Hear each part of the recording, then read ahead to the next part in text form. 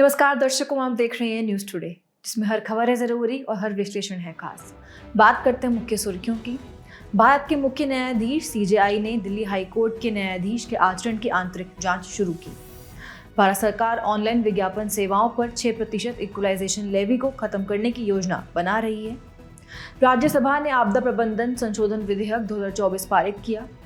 कश्मीर हिमालय में पर्माफ्रॉस्ट का पिघलना एक नए पर्यावरणीय खतरे के रूप में उभर रहा है। संयुक्त राष्ट्र खाद्य और कृषि संगठन FAO के अनुसार विश्व का आधे से अधिक फसल उत्पादन मात्र 9 फसलों पर निर्भर है। James Webb space telescope JWST ने तारा बनने की प्रक्रिया की छवियां ली। चलिए खबरों की चर्चा विस्तार से करते हैं और नजर डालते हैं आज की पहली मुख्य खबर पर। भारत के मुख्य न्यायाधीश CJI ने दिल्ली हाई कोर्ट के न्यायाधीश के आचरण की आंतरिक जांच शुरू की। यह आंतरिक जांच 3 सदस्यीय समिति द्वारा की जाएगी। इस समिति में पंजाब एवं हरियाणा हाई कोर्ट और हिमाचल प्रदेश हाई कोर्ट के मुख्य न्यायाधीश तथा कर्नाटक हाई कोर्ट का एक न्यायाधीश शामिल होगा। चलिए न्यायपालिका के आंतरिक जांच प्रक्रिया के बारे में जानते हैं। इस जांच प्रक्रिया की उत्पत्ति 1995 के C रविचंद्रन अय्यर बनाम न्यायमूर्ति AM भट्टाचार्य जी मामले से हुई थी। इस मामले में सुप्रीम कोर्ट ने न्यायिक कदाचार से निपटने के लिए कानून में मौजूद कमी को ध्यान में रखते हुए इस व्यवस्था को लागू किया था। इसे ऐसे मामलों में लागू किया जाता है जो बहुत गंभीर प्रकृति के नहीं होते, यानी ऐसे मामले नहीं होते जिनसे संविधान के अनुच्छेद 124 या अनुच्छेद 217 के तहत सुप्रीम कोर्ट व हाई कोर्ट के किसी न्यायाधीश को पद से हटाया जा सके। ये ऐसे मामले होते हैं जो न्यायिक पद के मानकों के साथ असंगत होते हैं। वर्ष 2014 में अतिरिक्त जिला और सत्र न्यायाधीश X बनाम registrar general Madhya Pradesh high court 2014 मामले में सुप्रीम कोर्ट ने 7 चरणीय आंतरिक जांच प्रक्रिया निर्धारित की थी। इस प्रक्रिया के तहत सबसे पहले शिकायत हाई कोर्ट के मुख्य न्यायाधीश, भारत के मुख्य न्यायाधीश यानी CJI या राष्ट्रपति के पास दर्ज की जा सकती है। फिर हाई कोर्ट का मुख्य न्यायाधीश एवं राष्ट्रपति शिकायत को CJI के पास भेजते हैं। इसके बाद यदि आरोप विश्वसनीय पाए जाते हैं तो CJI संबंधित हाई कोर्ट के मुख्य न्यायाधीश से प्रारंभिक रिपोर्ट मांग सकता है। आगे की प्रक्रिया के लिए यदि हाई कोर्ट का मुख्य न्यायाधीश आगे की जांच की सिफारिश करता है तो CJI 3 सदस्यीय जांच समिति का गठन करता है, जिसमें अन्य हाई कोर्ट से 2 मुख्य न्यायाधीश और 1 न्यायाधीश शामिल होते हैं। जांच समिति प्राकृतिक न्याय के सिद्धांत जैसे आरोपी न्यायाधीश को अपना पक्ष प्रस्तुत करने की अनुमति देने का पालन करते हुए अपनी स्वयं की प्रक्रिया तैयार कर सकती है। जांच पूरी होने के बाद समिति CJI के साथ साथ आरोपी न्यायाधीश को भी अपनी रिपोर्ट सौंपती है। यदि समिति आरोपों को गंभीर मानती है तो CJI आरोपी न्यायाधीश को त्याग पत्र देने या सेवानिवृत्त होने की सलाह देंगे। यदि आरोपी न्यायाधीश ऐसा करने से इनकार करता है तो CJI हाई कोर्ट के मुख्य न्यायाधीश को आरोपी न्यायाधीश को न्यायिक कार्य नहीं करने देने का निर्देश देगा। साथ ही राष्ट्रपति और प्रधानमंत्री को न्यायाधीश को हटाने की कार्यवाही शुरू करने के लिए सूचित करेगा। अब भारतीय संविधान के अंतर्गत न्यायाधीशों को पद से हटाने की कार्यवाही समझते हैं। अनुच्छेद 124(4) सुप्रीम कोर्ट के न्यायाधीश को हटाने का प्रावधान करता है, जबकि अनुच्छेद 217 हाई कोर्ट के न्यायाधीश को हटाने की प्रक्रिया निर्धारित करता है। न्यायाधीशों को हटाने का अधिकार सिद्ध कदाचार और अक्षमता होता है, हालांकि संविधान में इनकी कोई स्पष्ट परिभाषा नहीं दी गई है। इस प्रक्रिया का संचालन न्यायाधीश जांच अधिनियम 1968 के तहत किया जाता है, जिसमें महाभियोग की प्रक्रिया शामिल है। भारत सरकार ऑनलाइन विज्ञापन सेवाओं पर 6% इक्वलाइजेशन लेवी को खत्म करने की योजना बना रही है। वित्तीय अधिनियम 2016 में प्रस्तावित नए संशोधनों के अनुसार ऑनलाइन विज्ञापनों पर लगने वाली इक्वलाइजेशन लेवी या डिजिटल टैक्स 1 अप्रैल 2025 को या उसके बाद लागू नहीं होगी। सबसे पहले सवाल आता है कि इक्वलाइजेशन लेवी है क्या? दरअसल यह वित्तीय अधिनियम 2016 द्वारा लागू किया गया एक प्रत्यक्ष कर है। यह उन विदेशी ई-कॉमर्स कंपनियों पर लगाया जाता है जिनका भारत में स्थायी प्रतिष्ठान नहीं है, लेकिन वे भारत में डिजिटल लेन देन से राजस्व अर्जित कर रही हैं। इसमें विज्ञापन से होने वाली आय को भी शामिल किया गया है, जिसका उद्देश्य व्यवसाय से व्यवसाय लेन देन पर कर लगाना है। वित्तीय अधिनियम 2020 ने इस लेवी का दायरा ई-कॉमर्स आपूर्ति और सेवाओं तक बढ़ा दिया है। अब लेवी को लागू करने के कारण समझें तो पहला है निष्पक्ष प्रतिस्पर्धा। इसका उद्देश्य घरेलू और अंतर्राष्ट्रीय कंपनियों के लिए समान अवसर उपलब्ध कराना है। दूसरा है कर अंतराल को समाप्त करना। भारत में भौतिक रूप से उपस्थिति न होने के कारण कंपनियों को कराधान से बचने से रोकता है।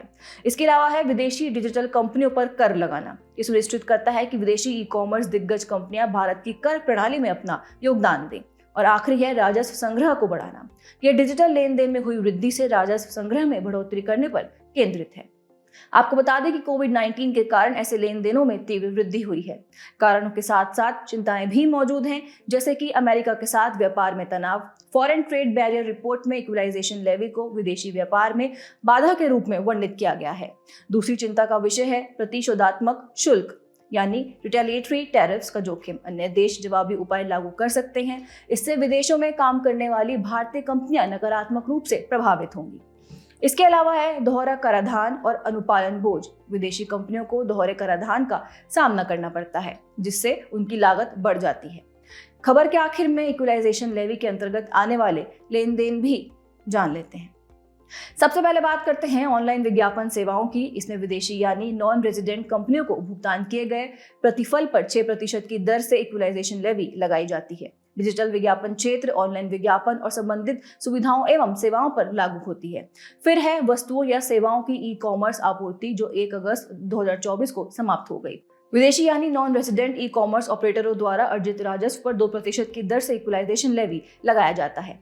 लेकिन इसमें एक शर्त भी है। चूंकि लेवी को आयकर अधिनियम के एक हिस्से के रूप में पेश नहीं किया गया था, इसलिए भारत में इक्वलाइजेशन लेवी का भुगतान करने वाली वैश्विक कंपनियां दोहरे कराधान बचाव समझौते के तहत अपने मूल देश में टैक्स क्रेडिट का दावा नहीं कर सकती हैं।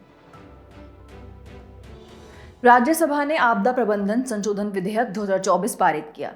इस विधेयक में आपदाओं से निपटने में प्रक्रियात्मक पद्धति की जगह अग्र सक्रिय यानी प्रोएक्टिव के साथ साथ नवाचारी और भागीदारी आधारित तरीका अपनाने पर बल दिया गया है। चलिए खबर की बेहतर समझ के लिए इस विधेयक के मुख्य प्रावधानों पर एक नजर डालते हैं। सबसे पहला है आपदा प्रबंधन योजनाएं बनाना। राष्ट्रीय आपदा प्रबंधन प्राधिकरण यानी NDMA और राज्य आपदा प्रबंधन प्राधिकरणों यानी SDMAs के पास आपदा प्रबंधन योजनाएं बनाने की जिम्मेदारी होगी।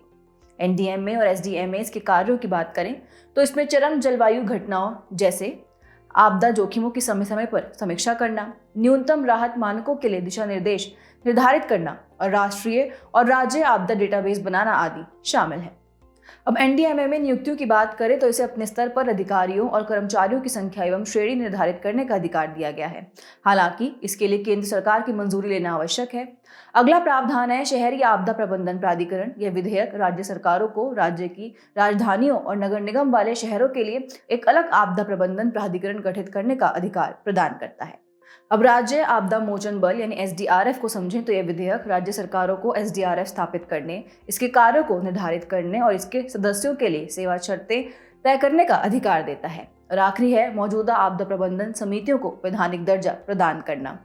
इस विधेयक में राष्ट्रीय संकट प्रबंधन समिति यानी NCMC और उच्च स्तरीय समिति HLC जैसी मौजूदा संस्थाओं को वैधानिक दर्जा प्रदान किया गया है।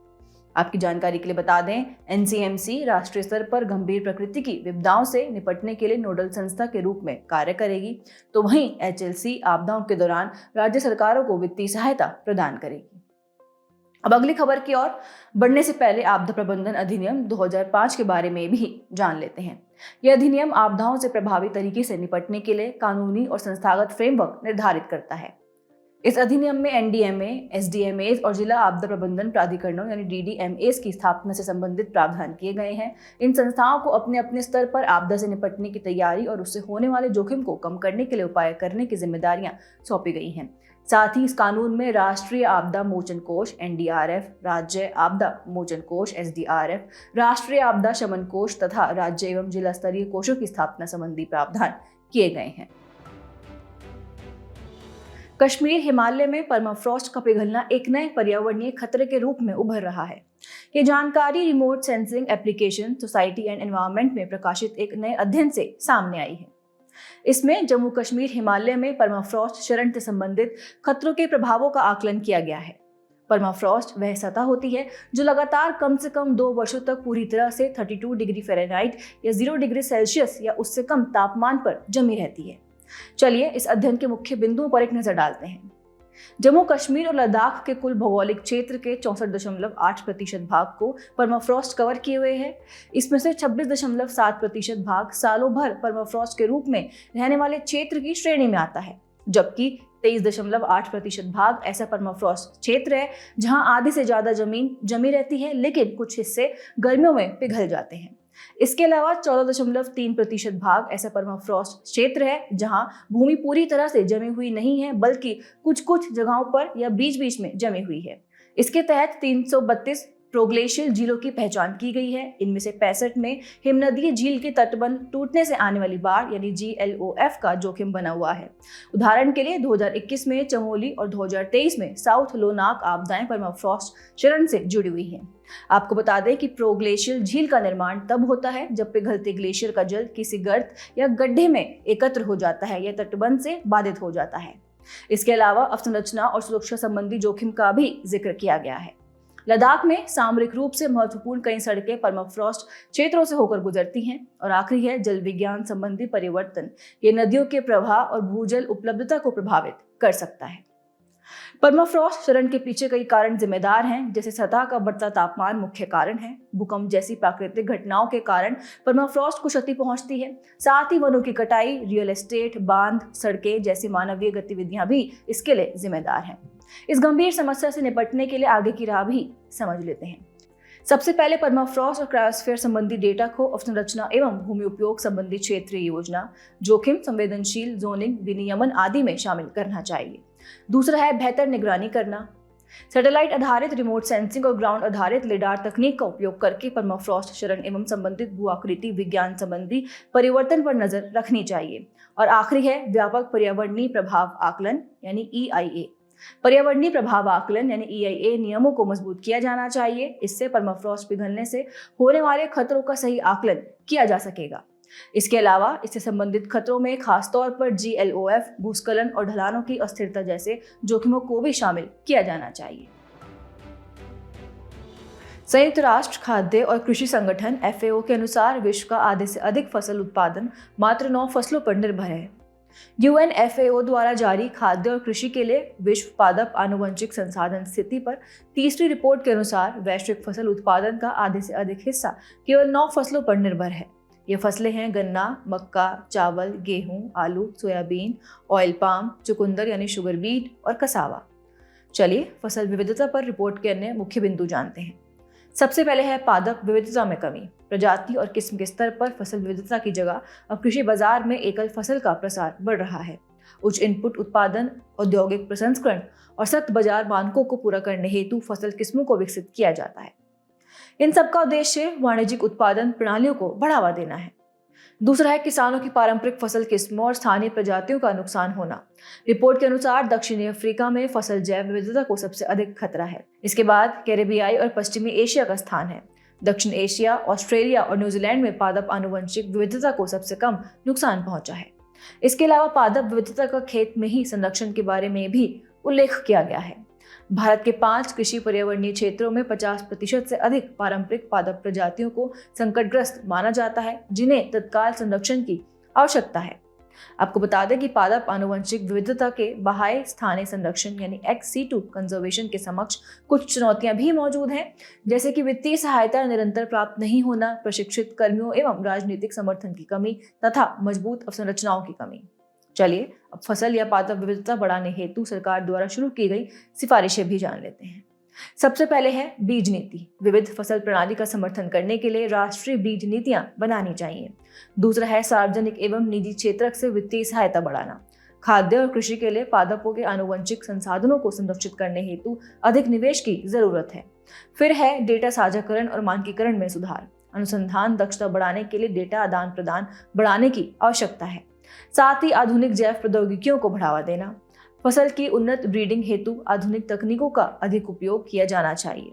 आगे बढ़ते हुए फसल विविधता संरक्षण के लिए किए गए प्रयास भी जान लेते हैं। वैश्विक स्तर पर प्रयास देखें तो इसमें है Svalbard global seed vault. Norway के स्पिट्सबर्गन द्वीप पर स्थित ये फैसिलिटी विश्व की फसल विविधता का सुरक्षित भंडारण केंद्र है। दूसरा है लाइप्जिग घोषणा। ये खाद्य और कृषि उद्देश्यों के लिए पादप आनुवंशिक संसाधनों यानी PGR के संरक्षण हेतु वैश्विक प्रतिबद्धता है। वहीं भारत में प्रयास देखें तो इसमें है सीड बैंक योजना। देश में उत्पादित प्रमाणित बीजों को बफर स्टॉक के रूप में संरक्षित किया जाता है। और दूसरी है राष्ट्रीय पादप आनुवंशिक संसाधन ब्यूरो यानी NBPGR। ये भारत में पादप आनुवंशिक संसाधनों के प्रबंधन हेतु नोडल संगठन है। खबर के अंत में फसल आनुवंशिक विविधता का महत्व भी समझ लेते हैं। पहला है संरक्षण और उपयोग। आनुवंशिक संसाधनों के संरक्षण के लिए आवश्यक है। दूसरा, खाद्य सुरक्षा और वैश्विक चुनौतियों से निपटने के लिए महत्वपूर्ण है। यह निरंतर खाद्य और पोषण आपूर्ति सुनिश्चित करती है। साथ ही अनुकूलन और सहिष्णु फसलों को पर्यावरण की चुनौतियों को सहने में सक्षम बनाती है। और आखिरी है फसल सुधार और ब्रीडिंग कार्यक्रमों के लिए आनुवंशिक सामग्रियां उपलब्ध कराती है। बात करते हैं अंतिम मुख्य खबर की। जेम्स वेब स्पेस टेलीस्कोप यानी JWST ने तारा बनने की प्रक्रिया की छवियां ली। ये छवियां नासा और यूरोपीय अंतरिक्ष एजेंसी ने जारी की हैं। छवियों में एक तारे से गैस और धूल का गुब्बार निकलता हुआ दिखाया गया है। कि तारा पृथ्वी से 625 प्रकाश वर्ष दूर स्थित है और हमारी आकाशगंगा यानी मिल्की वे के सबसे नजदीकी तारा निर्माण क्षेत्रों में से एक में अवस्थित है। JWST एक उन्नत अंतरिक्ष आधारित वेधशाला है। इसे 2021 में विशेष रूप से इंफ्रारेड स्पेक्ट्रम में ब्रह्मांड का अध्ययन करने के लिए लॉन्च किया गया था। आपको बता दें कि JWST को हबल स्पेस टेलीस्कोप के बाद उसकी जगह लेने के लिए विकसित किया गया है। चलिए सबसे पहले एक तारे का जीवन चक्र समझते हैं। एक तारा बनने की प्रक्रिया नेबुला से शुरू होती है, जो गैस और धूल का विशाल बादल होता है। ये बादल मुख्य रूप से हाइड्रोजन और हीलियम गैस से बना होता है। जब गुरुत्वाकर्षण बल इस नेबुला को अंदर की ओर संकुचित करता है तो ये गर्म होने लगता है और घूर्णन करते हुए एक प्रोटोस्टेलर डिस्क निर्मित करता है। मुख्य अनुक्रम समझें तो ये तारे का सबसे लंबा चरण होता है। इस दौरान तारे के केंद्र में हाइड्रोजन लगातार हीलियम में संलित होती रहती है। हमारे सूर्य ने अभी इसी चरण में लगभग आधे समय को पूरा कर लिया है। इसके बाद लाल दानव या सुपर जाइंट बनने का चरण शुरू हो जाता है। इसमें जब तारे के केंद्र में हाइड्रोजन खत्म हो जाती है तो यह अपने द्रव्यमान के आधार पर अलग अलग रूप में विकसित होता है। सूर्य जैसे कम से मध्यम द्रव्यमान वाले तारे की बात करें तो इनका केंद्र सिकुड़ जाता है और भारी परतें फैल जाती हैं। इस प्रकार तारा लाल दानव बन जाता है। फिर है विशालकाय तारे। ये तारे फैलकर सुपर जाइंट बन जाते हैं और क्रमिक चरणों में भारी तत्वों जैसे कार्बन, ऑक्सीजन, आयरन आदि का संलयन करते हैं। अंतिम चरण देखें तो इसमें है कम से मध्यम द्रव्यमान वाले तारे। इसमें तारे की भारी परतें प्लैनेटरी नेबुला के रूप में बाहर निकलती हैं और इसका कोर एक सघन व गैर संलयनकारी श्वेत वामन तारे के रूप में बदल जाता है। यदि इसका द्रव्यमान चंद्रशेखर सीमा 1.4 सौर द्रव्यमान से कम रहता है तो यह स्थिर बना रहता है। वहीं 10 या अधिक सौर द्रव्यमान यानी उच्च द्रव्यमान वाले तारे की बात करें तो जब तारे के कोर में आयरन का जमाव होता है तो यह गुरुत्वाकर्षण के कारण संकुचित होकर ढह जाता है, जिससे सुपरनोवा नामक एक महाविस्फोट होता है। विस्फोट के बाद यदि बचे हुए कोर का द्रव्यमान 1.4 से 3 सौर द्रव्यमान के बीच रह जाता है तो यह एक अत्यंत सघन न्यूट्रॉन स्टार बन जाता है। विस्फोट के बाद यदि बचे हुए कोर का द्रव्यमान लगभग 3 सौर द्रव्यमान से अधिक रहता है तो यह एक ब्लैक होल के रूप में बदल जाता है। ब्लैक होल का गुरुत्वाकर्षण इतना प्रबल होता है कि प्रकाश भी इससे बाहर नहीं निकल सकता।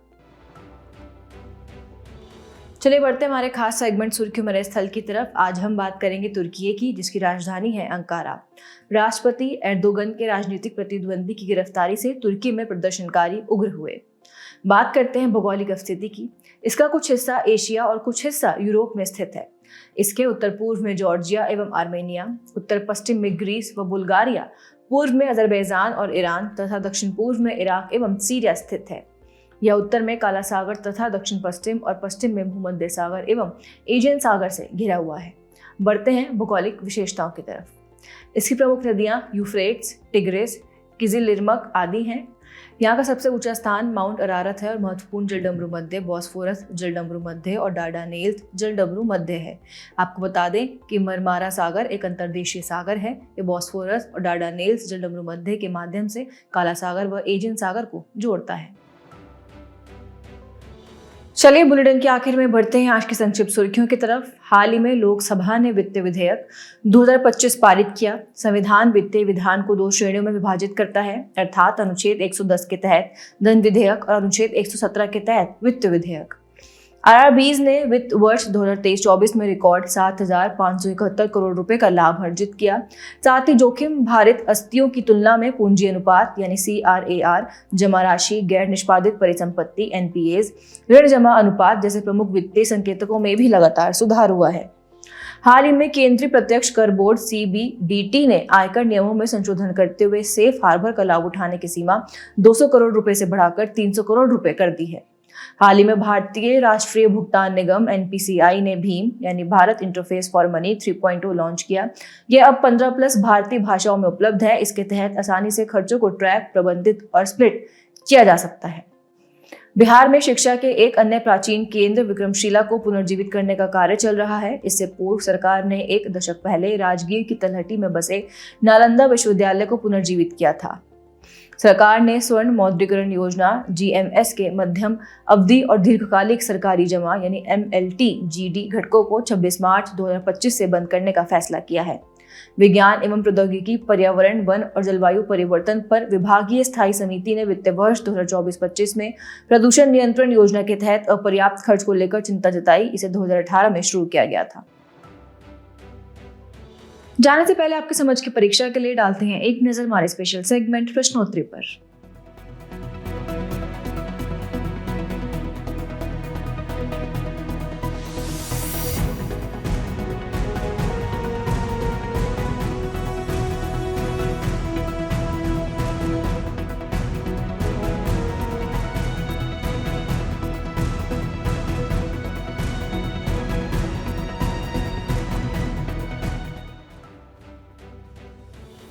हमसे जुड़ने के लिए आपका धन्यवाद। उम्मीद है न्यूज़ टुडे का यह बुलेटिन आपको पसंद आया होगा। न्यूज़ टुडे की PDF को डाउनलोड करने के लिए और आज के क्विज के उत्तर के लिए डिस्क्रिप्शन में दिए गए लिंक्स पर क्लिक कीजिए।